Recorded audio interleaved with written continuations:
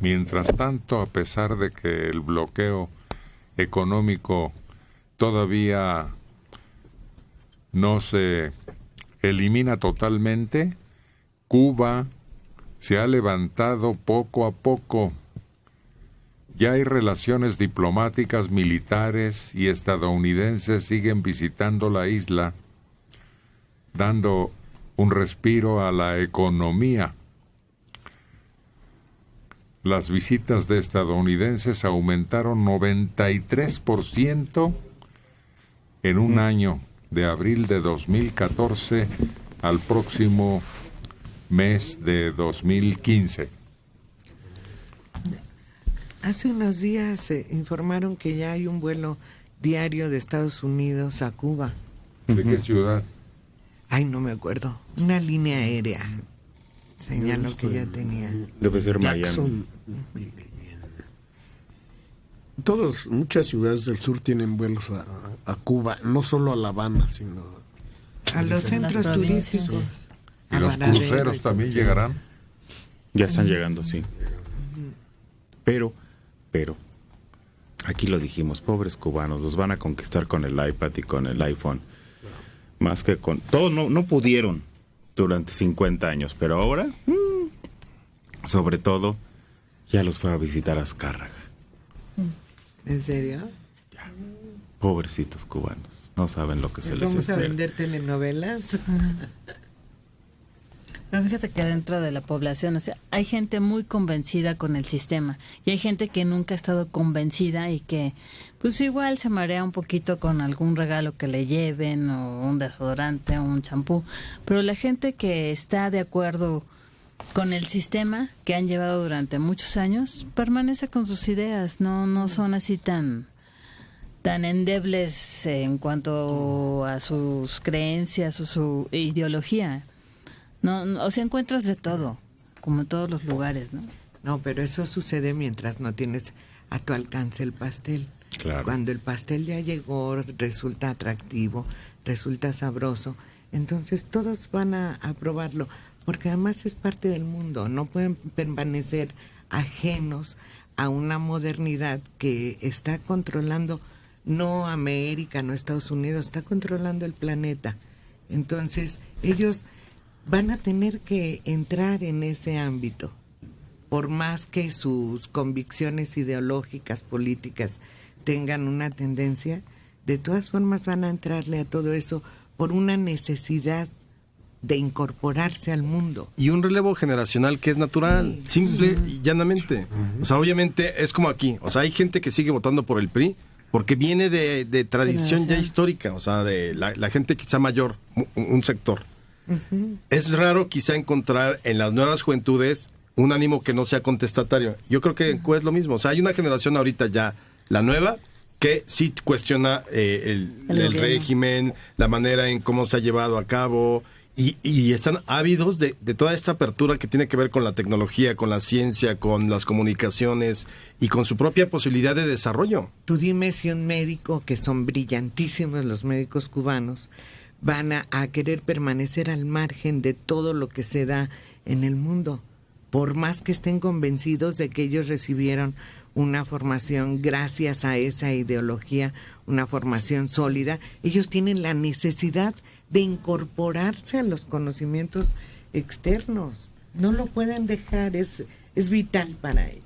Lo que pasa es que hay dos aspectos. Una es la del consumismo y otra es la de que tú te adaptes al ritmo del mundo que se está viviendo. Entonces, obviamente, tienen que abrirse a las nuevas posibilidades, a las nuevas tecnologías y todo. A lo que me refiero más bien es a esa idea de que el materialismo sea lo que te cause la felicidad o sea lo que te vaya a abrir el panorama que tú viviste como en una cueva, y ahorita que ya hay esta apertura, sobre todo con lo de Estados Unidos, de que ya te vayas a marear. O sea, la gente que es estudiada, la gente que es... O sea, obvio que va a tener el gusto de poder disponer de más información, de tener acceso a otras cosas. Pero también de una corbata padrísima. Entonces esto va a borrar totalmente el esfuerzo del Che Guevara y del Castro. Probablemente sí. Mira, quien ha ido a Cuba hace 15 años y acaba de ir hace muy poco, Se nota, lo han dicho. Ya no hay letreros, antes había letreros de hasta la victoria y del socialismo y de los, sobre todo los mártires que estaban en Estados Unidos y que fueron liberados. En fin, todo el país era un anuncio publicitario del socialismo. Ya no lo es. Hoy ya no lo es. Hoy es un destino turístico 100%. Y además está a pasos agigantados, renovando todos los edificios que parecían dinamitados y que son preciosos, los están renovando como hoteles de lujo. Se está preparando para ser un destino turístico como lo fue en la época de Luca y Luciano. Pero qué bueno que ya no lo es. Es decir, no puede seguir con la doctrina marxista-leninista a ultranza. Son referentes, fueron épocas, fueron momentos. En su momento era importante tener ese discurso por todo lo que significó el imperialismo, el mundo bipolar y demás. Y ahorita ya es otra cuestión. Y seguir anclado en el viva la revolución y hasta la victoria siempre y todo ese tipo de cosas, pues ya más bien parece el viejo discurso que ya no cabe en una realidad que ya no solamente es de Cuba, sino es una realidad mundial. Territorio libre y soberano de América. Qué bonito sonaba eso. Sí, además, una cosa son las consignas de la propaganda y otra cosa son los verdaderos avances que ellos lograron, sobre todo en el aspecto educativo y médico. Y eso se mantienen. Sí, claro. La impresión de que es una ruina, pues se tiene en La Habana. Porque La Habana siempre fue postergada por los grandes proyectos de la revolución. Al visitar uno las demás ciudades, las encuentra prósperas, florecientes y renovadas desde hace mucho. La Habana era el lugar donde se tenía como un mostrador de lo que fue el capitalismo. Ni siquiera toda La Habana, porque La Habana nueva es de lujo y es sensacional. Sí. Pero ni siquiera tenemos que ir con ideología o con todo. La prueba está clara ahí. Los muchachos. Para empezar, ya la generación es de muchachos, ¿eh? La generación Fidel Castro ya está fuera, ya salió o ya se murió. La música. ¿Cómo se llama usted? Tienen la música de Miami. Ya nadie se acuerda de los boleros. Ya nadie se acuerda más que como cuestión cultural para los que llegan. Pero ellos, su forma de vestir, su forma de hablar y lo que escuchan, ya es otra cosa. Se hacía un congreso de pedagogía en la que desde luego venían muchos maestros cubanos y sobre todo las maestras. Llegaban aquí y decían, oiga, saliendo podemos ir a visitar una tienda.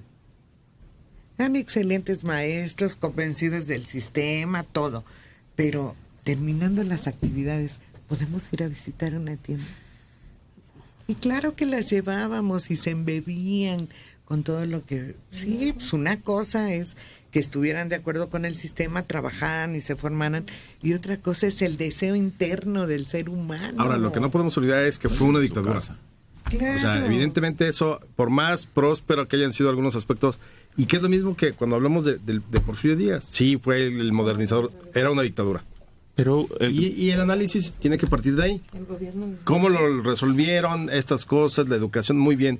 Pero siempre fueron regímenes dictatoriales. ¿Sí? Pero dictadura no significa malo, ¿eh? No, de ninguna manera. Sí creo. No siempre. ¿Obregón era dictador, sí o no? Era autoritario. No le dio tiempo de ser dictador. Exacto. No tenía un régimen de dictadura. ¿Era dictador? No, yo creo que nuestro dictador fue Porfirio Díaz. O sea, un régimen que se perpetúa hasta que él desaparece, y que establece ciertos mecanismos de control político. La dictadura perfecta. Ese es otro tipo de dictadura. Yo no podría decir que, por ejemplo, el PRI fue una dictadura, no. Que nos gustó el término que usó Vargas Llosa, sí. Es muy atractivo, te sirve mucho para la categoría histórica y política, pero no es una dictadura como las de Somoza o la de Batista o la de Castro o la de Porfirio Díaz. Ceausescu.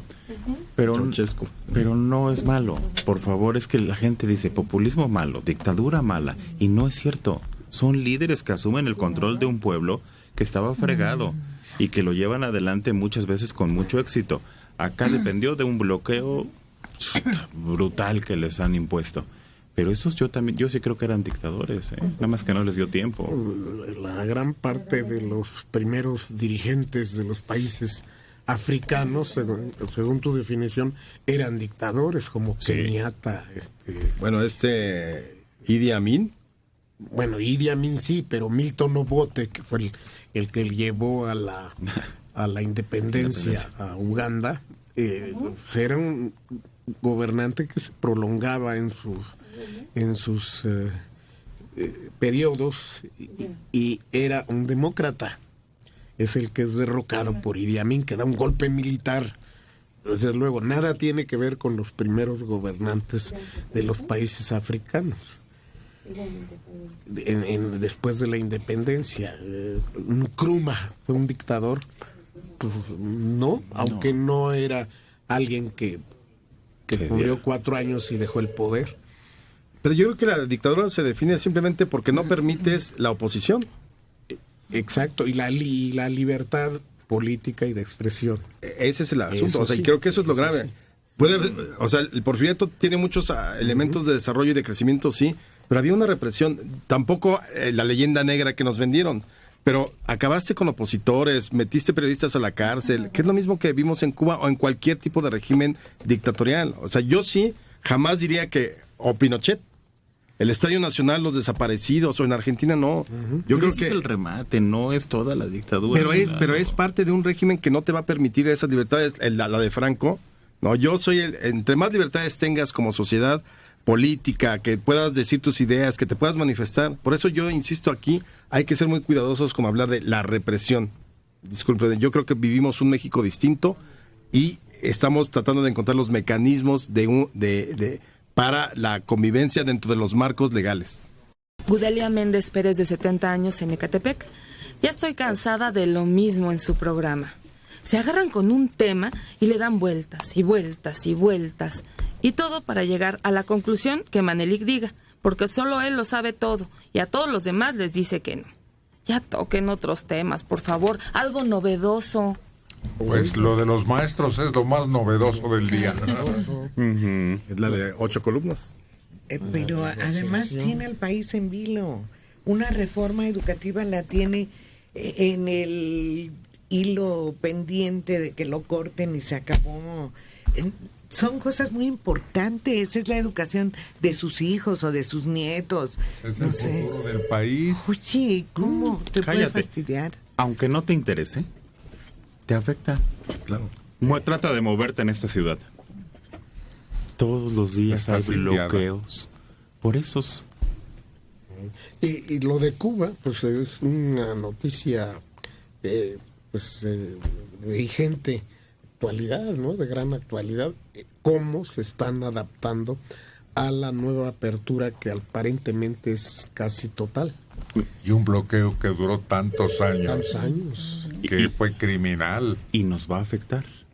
Una vez que Cuba explote como destino turístico, Adiós, Cancún. ríete de México. Además, yo creo que es un gran ejemplo histórico porque el proceso se está dando de una manera inversa como sucedió, por ejemplo, en Chile.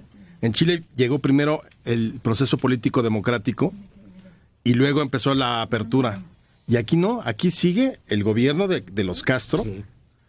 Y sin embargo se ha ido dando esta apertura entre comercial, política, pero todavía no vemos unas elecciones libres, por ejemplo, completamente libres.